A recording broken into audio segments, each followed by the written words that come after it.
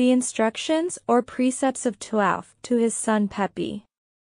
I have compared the people who are artisans and handicraftsmen with the scribe, and indeed I am convinced that there is nothing superior to letters.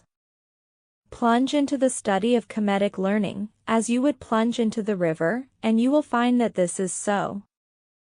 I would think that you would love learning as you love your mother.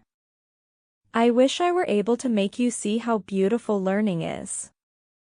It is more important than any trade in the world.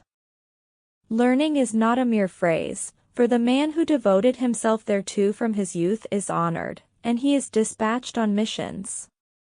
I have watched the blacksmith at the door of his furnace. His hands are like crocodile's hide, and he stinks worse than fish's eggs. The metal worker has no more rest than the peasant on the farm. The stone mason, at the end of the day his arms are powerless, he sits huddled up together until the morning, and his knees and back are broken. The barber shaved until far into the night, he only rests when he eats. He goes from one street to another looking for work.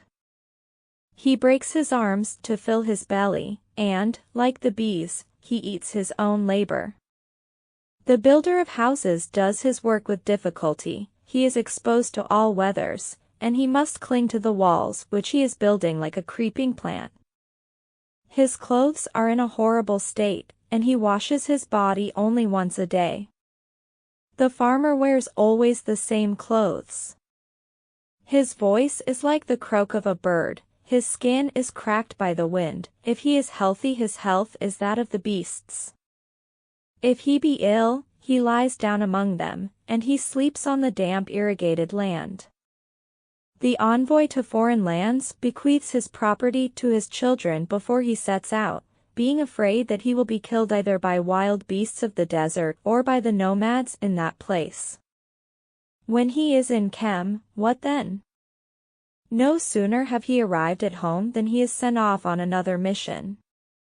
As for the dyer, his fingers stink like rotten fish, and his clothes are absolutely horrors. The shoemaker is a miserable wretch. He is always asking for work, and his health is that of a dying fish. The washerman is neighbor to the crocodile. His food is mixed up with his clothes, and every member of him is unclean. The catcher of waterfowl, even though he dives in the Nile, may catch nothing. The trade of the fisherman is the worst of all. He is in blind terror of the crocodile and falls among crocodiles.